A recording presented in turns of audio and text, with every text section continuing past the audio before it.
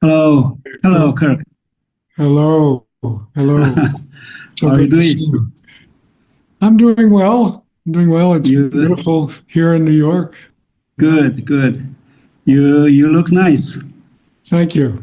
Thank you. Mm. Been It's great to enjoying. have you here Thank you. with our Chinese audience. We have hundreds of them in our live stream room. Wonderful. Well, welcome to you all. Yes, yes. I hope you can fit into my room here. Oh, yes, It's small. yes. Today we are going to have an interview. So I will ask you some questions. In the last leg, we will also have some audiences to ask you some questions. Thank you for accepting our invitation. It's our privilege to have you here. My privilege to be with you. Thank you. Shall we start? Yes, I think everything's working okay. Good, Sound, good, good. video, good. I will first give people the introduction of you. Everyone, it is my privilege to have Dr. Kirk Schneider here with us today, accepting my interview. I think there are many Chinese people have heard of Dr. Schneider by reading his books. You know, some books of him have been translated into Chinese.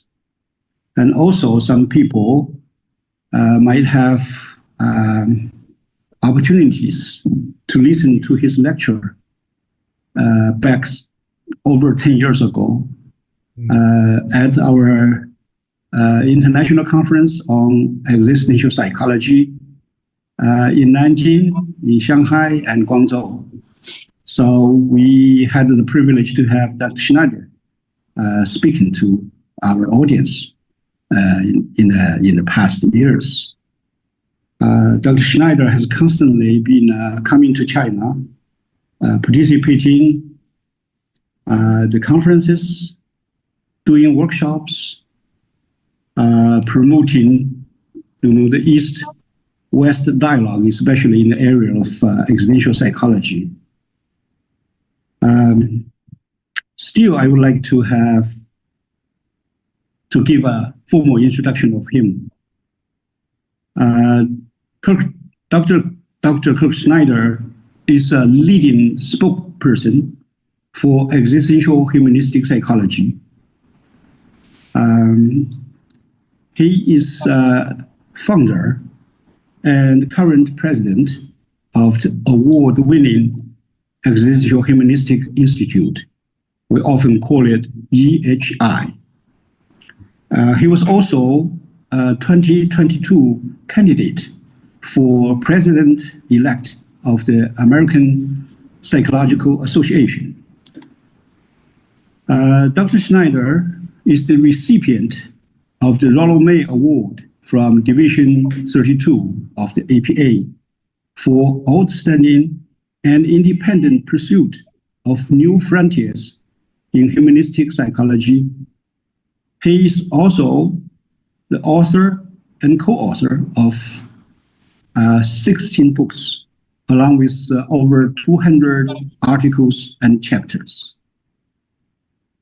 His books include The Paradoxical Self, Psychology of Existence, Existential Integrative Psychotherapy, The Handbook of Humanistic Psychology, Existential Humanistic Therapy, The Willy World Handbook of Existential Therapy, Rediscovery of All, Polarized Mind, and his latest highly acclaimed book, Life Enhancing Anxiety, Key to a Sane World.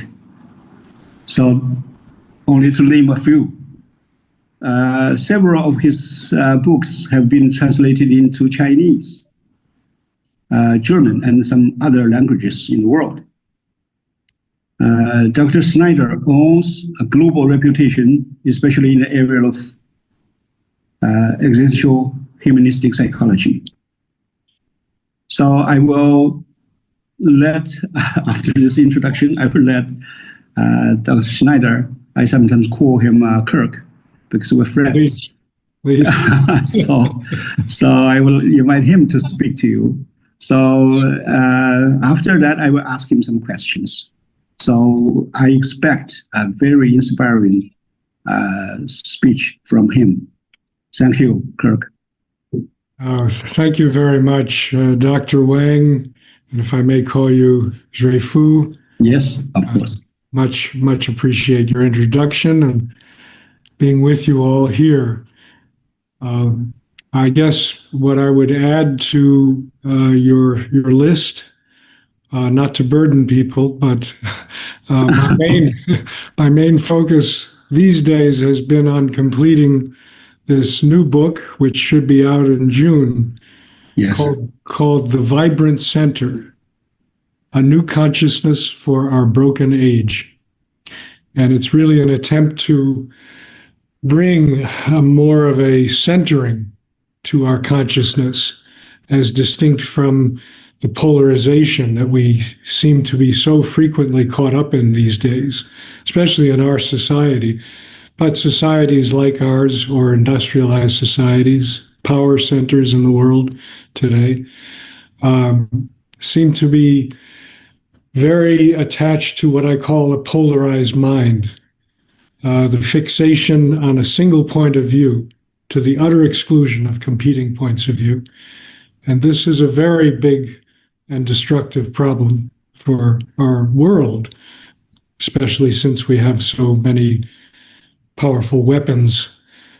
And it seems to me that to some degree we may be in a race against time as far as helping our world consciousness move more toward a centering position. I think those of you who are very identified with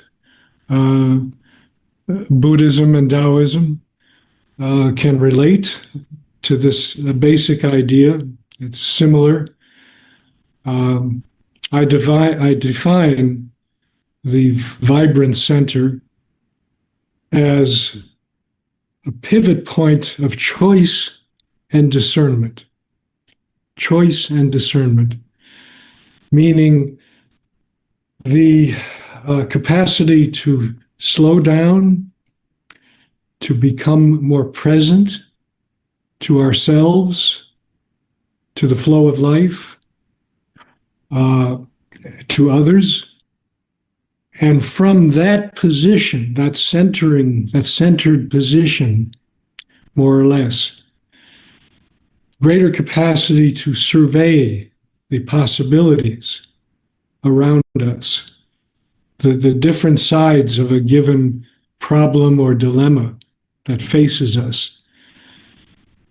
And from there, we have a greater capacity to be discerning, meaning prioritize. How are we going to live based on what is before us? Okay, so now how are we going to live? How are we going to make a moral or ethical decision about our lives? But the point is, we're coming more from a place of responsiveness, as I call it, rather than reactivity. Reactivity is a kind of a knee-jerk position, like when the physician hits your knee and the reflex of your leg goes up immediately, right? So I think we have a lot of reactivity, which leads to the polarized mind. And reactivity tends to come from a fear-based perspective, where we're scrambling, we're in panic. It's a destructive anxiety, rather than what I would call a presence-based approach, where again, we can center ourselves, be more present to what is before us and within us, and make the choice from there. So I also define it in terms of three pillars, the vibrant center. Presence, or the capacity to really be there with one's whole body awareness in oneself and between oneself and others and the world. And out of that presence, openness to experience, capacity to open to the various sides of the problem, the challenge before us, or just the experience before us. And then from the openness to experience, naturally coming to a place of, okay, so how do I now respond? What decision do I now make, given this openness that I experienced? And that's where discernment comes in. But it can only come in if we've taken some time to immerse ourselves in these various sides of our experience. And from there, I think we have a better chance of making a more enduring and substantive decision, as opposed to, again, to a very fear-based reactive decision about our lives. So I don't know if you want me to continue. This draws from existential humanistic psychology, philosophy. It draws from depth psychology, which originated in psychoanalysis and now is considered, I'd say, more broadly psychodynamic theory, because it goes very deep. And I see existential humanistic therapy and psychology really in today's terms as a psychodynamic approach, that it goes very deep. It involves what we might call unconscious or subconscious processes, because I do feel that our fears begin at the beginning. They're existential fears, ontological fears. So I very much resonate with Otto Rank's ideas about the template for virtually all future anxiety and trauma is birth, our coming into the world. That forms the beginning of our confrontation with existence. And it's a very impressionable time. It's a very powerful time, very powerful, physically and mentally, emotionally. That radical shift between relative non-being and unity with the mother and with the cosmos we come out of, to sudden abrupt being and chaos that we're thrown into, as Heidegger might put it. And that is the, I think, primal tension we begin with. But we also have an inherent capacity not just to be terrorized by that, but also to begin to be curious and wonder about it, to look around. These are the seeds of presence, the seeds of the capacity to be curious, to be more discovery-oriented rather than fear-oriented. The problem is with our parental systems and our cultural systems, they are too often fear-based, with all kinds of assumptions and prejudices that come right in as soon as the kid is born. And if the kid is surrounded by terror of the radically unknown that he or she comes into, terror of that which is different and other, and that's the beginning of, I would say, too often, a very narrow or superficial life, or in worst cases, a very destructive life, because we reach for absolutes and a grandiose position that can be very destructive. Yes. This is where I'll Yes. begin, if that's okay. Great. Great. As far as I can recall, I met Dr. Schneider back almost 20 years ago when I was a visiting scholar at Fuller Graduate School of Psychology.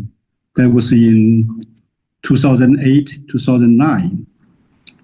I remember I was invited to a conference of existential psychology at the University of Colorado, where I was introduced to Dr. Schneider.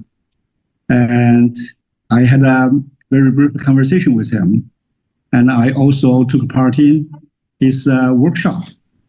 So my very deep impression of him was that he's a deep thinker and a genuine therapist. Ever since, I have been following his development of psychology. In my mind, he's a renovator of existential humanistic psychology all the way. I was really attracted to your constant renovation of ideas, like fluidity center, like all-based psychology, like existential depth psychology, existential integrative psychology. I don't know where I can call it, the psychology of resilience. Yeah. From fluidity center and to the right now vibrant center of living. Yeah. So that's really amazing. When I read your ideas, it resonates with me. With my therapeutic experience, I say, sometimes I'm feeling so resonating, sometimes I feel so inspiring. I also would like to our Chinese audience know that there is Rollo May in the United States who is called the father of existential psychology of America. Yes. While Dr. Schneider once followed Rollo May as his graduate student. And later they became colleagues, collaborating on authoring books. So I read from your new book, The Vibrant Center. I didn't finish it. I will take some more time in depth reading. So you quote Rollo May by saying, finding the center of strength within ourselves is in the long run the best contribution we can make to our fellow human beings. Yes. So can I say that Rollo May is a major source of inspiration to you? Yes. Because I can trace that from Rollo May by the center of strength. So would you give us a brief introduction of how you develop all these renovative ideas? So give people a kind of understanding. Well, first of all, that's a beautiful line, and that's why I use it as the capstone from the book, because he's really focusing on both the need to develop our own center of strength, our own will, if you will, along with and informing our communal living. It's both. And it reminds me of Martin Buber's idea of I thou as well, that there are two individuals, but we meet. And so we're separate but related, and both are really important. And I think we naturally come into an appreciation of the communal connections that we have. as we deepen our presence, because we realize that we're all part of each other, and that we also have to get along with one another. and not only have to, but there's a beauty to discovering and growing together. That's how we evolve as human beings. So I love that quote. Yes. I began with Rollo. I mean, my earliest contact with him was actually in a book by Maurice Friedman called The Worlds of Existentialism, when I was probably an undergraduate student. I loved that book because it gave little paragraphs from great existential philosophers and psychologists, and Rollo's was in there, and I was very impressed. And that brought me to his book, Existence, which is the book that brought European existential philosophy and psychology to America in 1958. Yes. So I had been following him for a long time, but I had the wonderful opportunity to connect with him when I began my studies at the Humanistic Psychology Institute in 1980, which is now Saybrook University. And I feel like the main attractor, the main resonance that we experienced was around paradox. That was his core emphasis, I would say, was the realization of human beings as both food for worms, if you will, and soaring angels at the same time.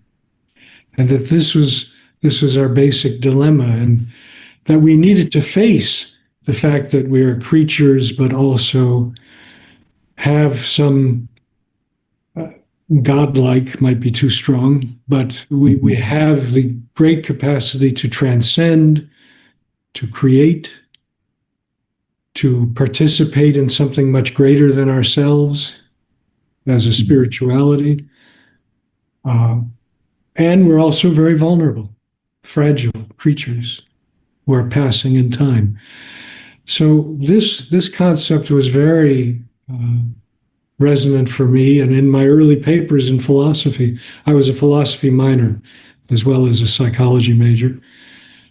And I was already writing papers about our relationship to infinity. That was my big thing. And I think I got some of that from my studies of Kierkegaard too. And, and Rollo did too, the finite and infinite tension, the dialectic between the finite human and the infinite possibility. In any case, paradox was very important, and we began to bond as I got to know him. I was very fortunate to have some early courses with him and to interview him for our school. And we began to become friends, and also concerned about some trends in the transpersonal psychology movement that seemed to be overreaching, equating human beings with God directly. And we felt that this was not only an inaccurate phenomenology of the human being, but potentially dangerous. Because when leaders, whether, psychological or spiritual or governmental, equate themselves with God, we have a setup for tyranny. So this was something that bonded us. We felt that it was moving away from that basic paradox of the human being, smallness and greatness in combination. And if you cut off either one, you have cut off the core of what it means to be more fully human. So this is how we began. We wrote some articles about this, challenging some people in what's called transpersonal psychology in America. In particular, Ken Wilber's writing at the time,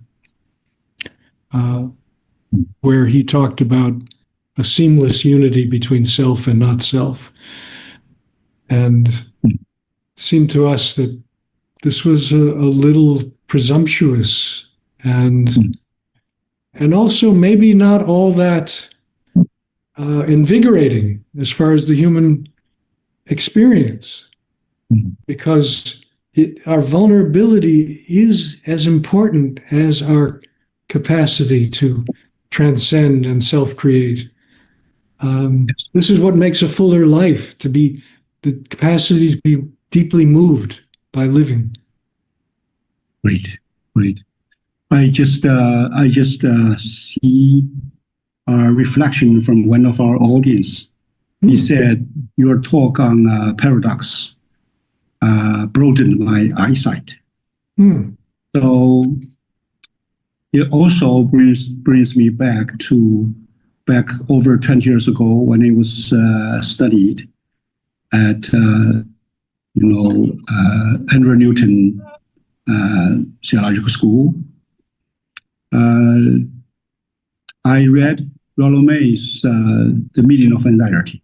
Yes. So I got to know that Rollo May also received quite some inspiration or influences from Kierkegaard. Yes. And so while I read Kierkegaard, according to my sense of humble sense of perception, his paradoxical thinking is such a source of wisdom. Yes. So I remember that Rollo May say I follow more on Kierkegaard than on Freud on reality, on anxiety. So that's very interesting when he was in a serious illness. Yeah. Yes, that's right. Rollo discovered Kierkegaard, especially his concept of anxiety, when he had tuberculosis and he was struggling between life and death. Yes. And he found sustenance in Kierkegaard's notion that anxiety could be like a school that teaches you how to live a fuller and more enriching life if you could learn from this very difficult school. Called it the school of anxiety, actually. We need more of those. Not the school of destructive anxiety, but the school that goes deeper beneath the destructive anxiety from the beginning. Yes.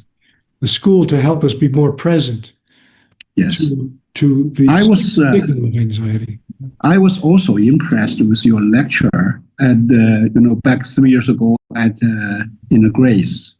So you gave a keynote speech on the theme of life-enhancing anxiety. Yes, that's what you just said, right? Yes, right. Exactly. Yeah, that's very inspiring. I would like you to give a brief introduction of this concept to our Chinese audience. Yes, well, I think we have so much destructive anxiety in the world, precisely because we fail to address the underlying and potentially constructive anxiety that I call life-enhancing anxiety. Yes. That is underneath this destructive anxiety. We don't learn to work with that potentially constructive anxiety from the beginning of life enough. And so what I mean by life-enhancing anxiety is the capacity to live with and make the best of the depth and mystery of existence. Great. This is a Kierkegaardian notion as well, but I'm framing it in more contemporary terms and trying to take it forward.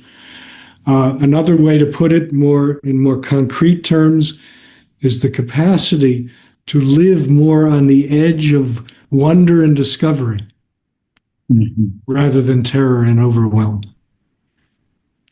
And this, to me, is the aim, in many ways, of good existential humanistic or good depth psychotherapy, is to help people move from a place of basic terror and overwhelm and narrow horizons in their experience to much more of a discovery orientation, curiosity, or just very succinctly to live life more as an adventure, rather than going through motions mechanically, or going through motions because of fear. You have to do this, you have to do that, because you can't take time to be more present, to engage in dialogue with your inner self and with the world. And it narrows as a result. Now, I want to be clear here that I'm not talking about some kind of paradise.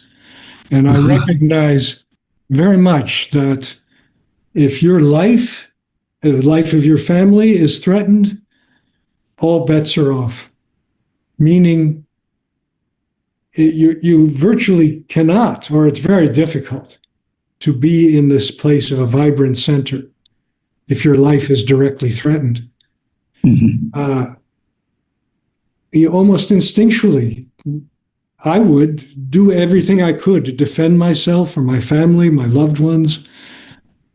So this is a growing problem. The more we become directly threatened, physically threatened, the less we have a capacity to engage in life-enhancing anxiety or the vibrant center, to put the affirmative side of life-enhancing anxiety. It's a vibrant place. It's a wonderful place.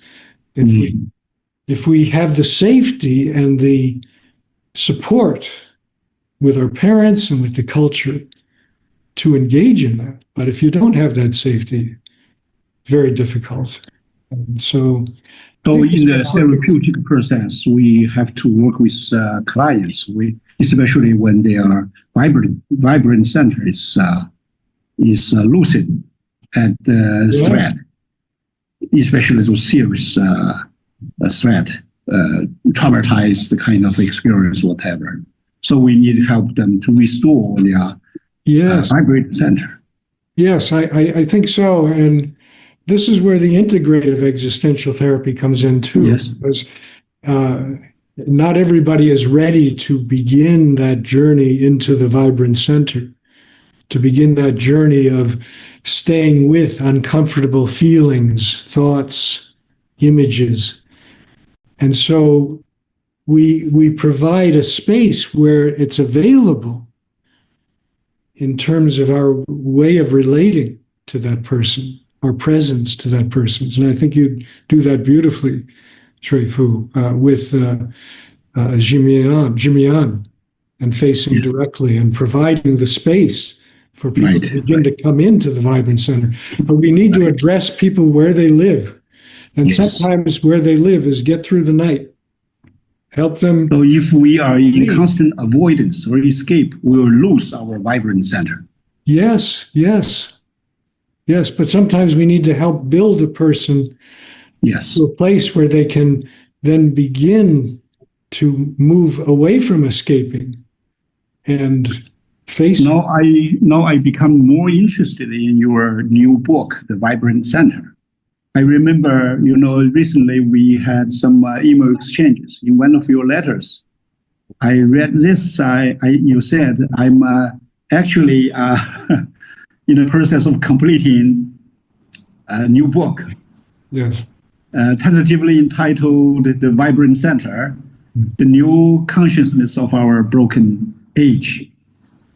And you said this book is the culmination of many of my previous books that draws from existential depth psychology, but as applied to an emerging vision of social well-being.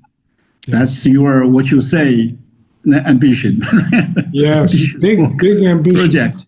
Yeah, I Yes. probably I do take on too much, but I figure we only have a certain amount of space and time, and I might as well throw it out there for,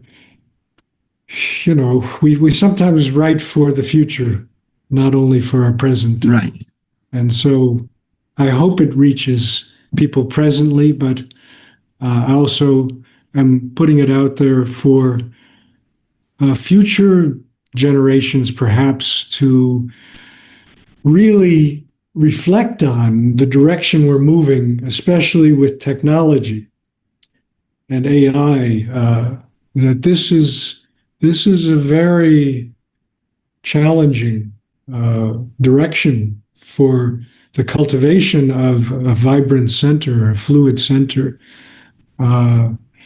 because I think it makes it harder and harder for people to develop the attention span that's required to be more fully present.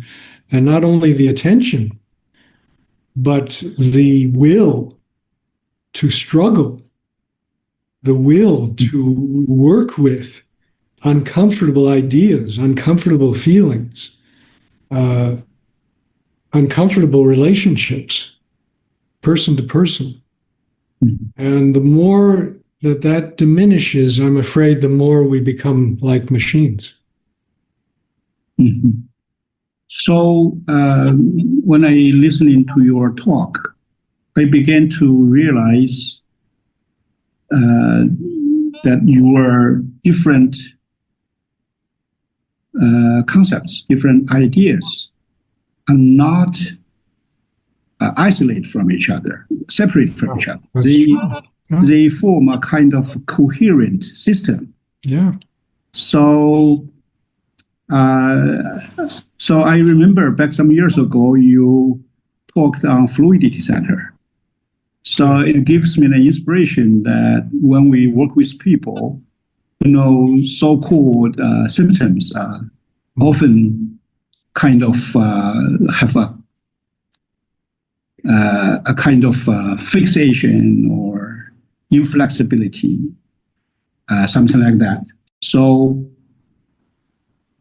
fluidity or fluid, so it's a kind of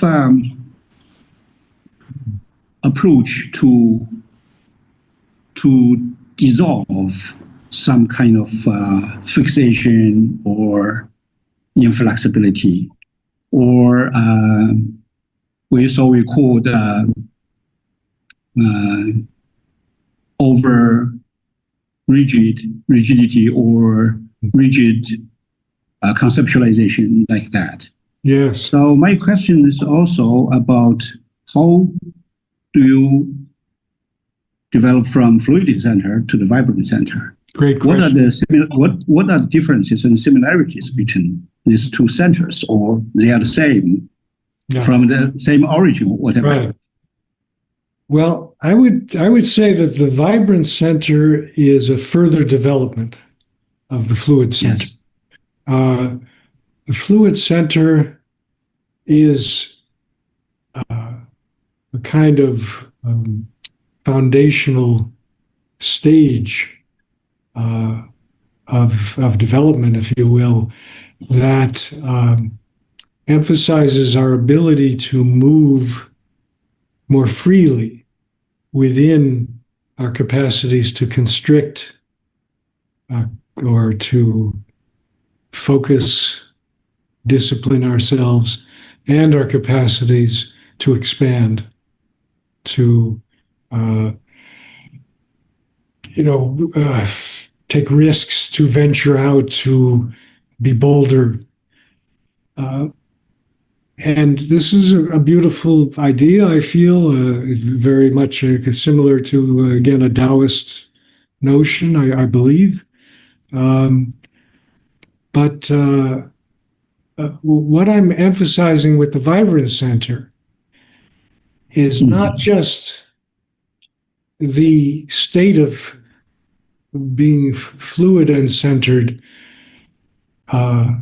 but the richness, the vitality that can come out of that paradoxical living.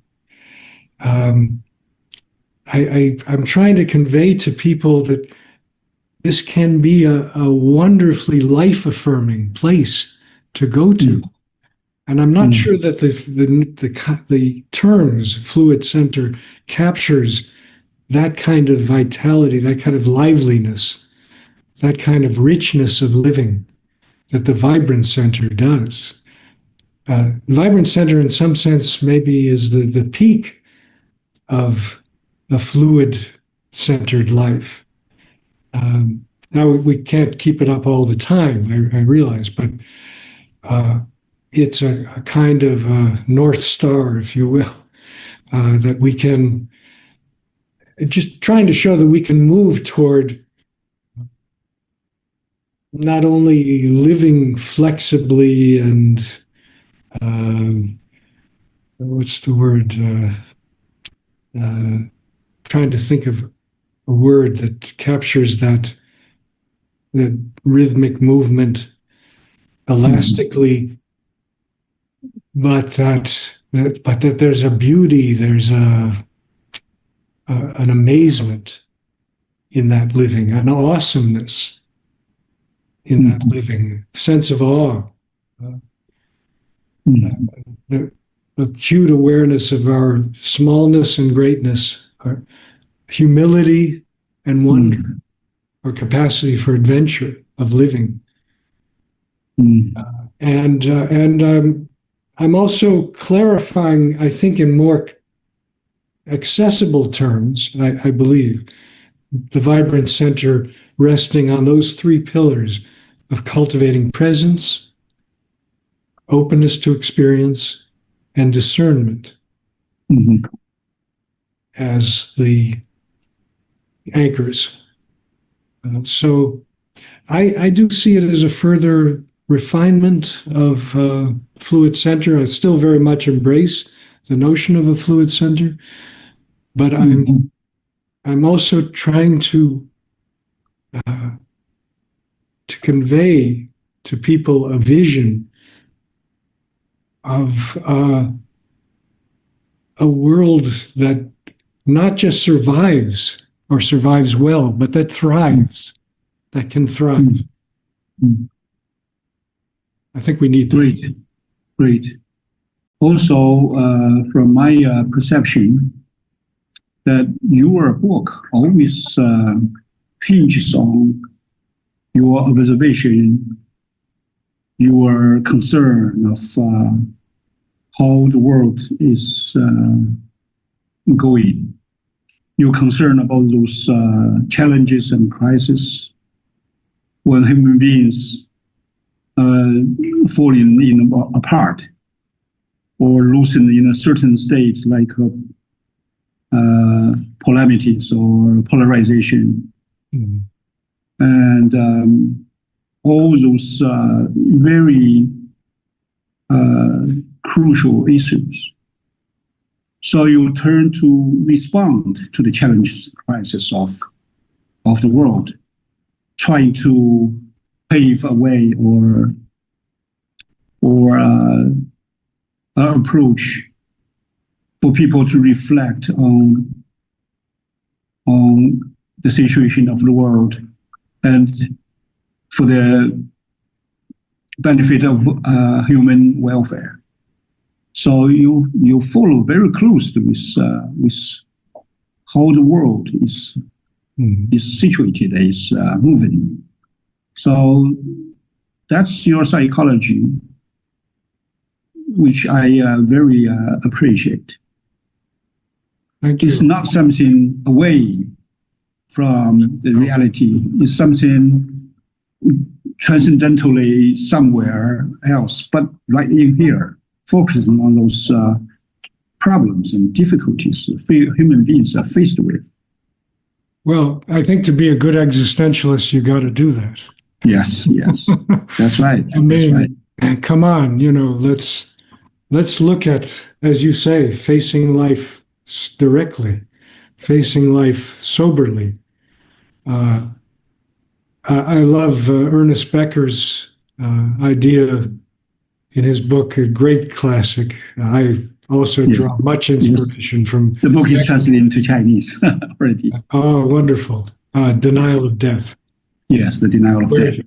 he talks about trying to, in that work, trying to see the world as starkly and soberly as possible. To look at our situation directly Yes. and go from there, rather than skimming surfaces or making things, glossing things over with pretty appearances. In other words, getting to the roiling of the waves under the Titanic rather than rearranging deck chairs and making it look pretty. Let's get down to what is fueling all this. Attempt a deep understanding, and I think this is what phenomenology is really all about. Our foundation, the deepest, most intimate understanding that human beings can have of our personal and collective situation. And so, yes, I mean, my wife will tell you I'm crazy about the news. I watch the news much too much. Yes, yes. I follow, and I look at every station, the good, the bad, and the ugly, the conservative and the liberal. Yes. I do. I try my best to look at the whole range of these perspectives. Great. From there, try to form responses again, rather than just reactions. It's easy to have reactions.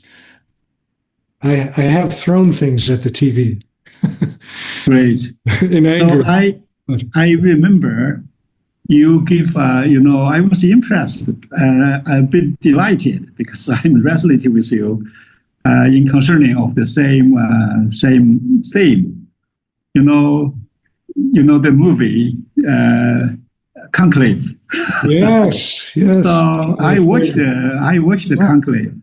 So I was so deeply interested and impressed with the theme, certainty and uncertainty. Yes. So I got to know that you give a lecture on Conclave. Oh, yeah. At the online conference of EM, Existential Movement. Yes. So I also read from your book that you have a paragraph especially on this with a quote from the movie. So would you like to say something about uncertainty? This is one of the existential givens. Yes. Well, again, I go back to our primal experience in being born. I think we're thrown into a chaotic situation. The radically unknown, I believe, is perhaps the most powerful fear and difficulty for the human being. I'm fond of quoting writers and artists because I think they're sometimes the best phenomenologists. Yes. Even though we do well, in our more abstract way. But the writer of classic horror books and films, H.P. Lovecraft, wrote a beautiful essay on horror, what scares human beings. And he said that the oldest and strongest emotion of humankind is fear. And the oldest and strongest kind of fear is fear of the unknown. I believe that this is very true, and it impacts just about every major sector of our lives, from child rearing to the educational setting, to the work setting, to the religious and spiritual settings, which speaks to our discussion of conclave, to the governmental setting. How the fear of the radically unknown pushes people to narrow their perceptions often, or to grab onto absolutes for fear of falling into that unknown, that abyss. Without the skills, see, this is the big point, without the skills to work with it, except for very small pockets of relatively non-dogmatic spiritual and philosophical groups through history. In my study in the polarized mind of historical periods, except for those small pockets, the power centers of the world have not encouraged or supported contact with our inner lives nearly enough, it seems to me, and therefore have not given people the skills and tools to work with those, scary places like the radically unknown, that which is different. If you think about classic horror, they involve monsters often that are deranged. There's a derangement of one's perception. So the face is not what it's supposed to be. It looks very radically different. It's radically other. Or the size is radically other. The way of communicating or relating is radically other. This comes through in almost all the great science fiction and classic horror books and films. And I do think that, again, goes back to our primal terror of that which is out of the ordinary, out of the safe and familiar. And we're much too quick, I think, in most of our societies to go to safe and familiar alone, rather than giving some time and place for people to work with the uncomfortable, the deranging. Now, I'll give you another analogy that I find helpful and I think is helpful for psychotherapy. When we go down into a dark basement, it's scary. You can't see, right? So we're immediately reacting. We react to something that's sticking out. It might stab us, right? We have to be careful around corners. There's things in there that are threatening. They seem very threatening. But then if we can stay with it, and often through accompaniment with a fellow witness who has been there, what Alice Miller calls a helpful witness, somebody who has had experience with these difficult places and can hold them and be present to them. If we can stay with the threat of that dark basement, our eyes begin to adjust to the light, and we begin to see objects that we thought were going to harm us as something interesting, perhaps. That's that ping pong table, that I played with my dad on, or that's the rake that I thought was going to stick me. That's the rake I used to clean the yard. That's the ball that I almost fell on, that I used to play, basketball or whatever. My point being, if we can stay with the experience, often with a helpful guide, we can face the more of who we are, come into the more. And so I think, getting back to Conclave, this is what the film so beautifully brought out, was you saw the absolutist in one of the cardinals. I guess we should say what the conclave is. The conclave is the decision-making body of cardinals in the Catholic Church that gets together after a pope dies to decide on the next pope. And it's a very tense and often political decision-making process. But this film really, to me, gave us the three basic problems of our time. And that was embodied in the absolutist cardinal, I think his name was Tedesco, who insisted on having a very rigid pope as the next leader, as somebody who stuck to doctrine, absolutely, Yes. and who kept the other out of the Catholic Church. And he even referred to Islam, keep it out. They're other, they're not even human in a sense. And then you had on the other side the relativists who seemed to be open on the surface, but were in a way not really engaging, like you were saying before, engaging reality. Yes. The challenge of reality. They were skimming the surface with their openness. So they were susceptible to all kinds of manipulation and deception and a kind of expedient ways of living rather than a really present and thoughtful ways of living. And then you had in the middle those two poles, which I think most people can see in our society now. You had what I would call the dynamic centrists, perhaps, maybe moving toward vibrant center, right? Who are struggling with these sides and where to go with the Catholic Church. But by implication, it was about much more than the Catholic Church.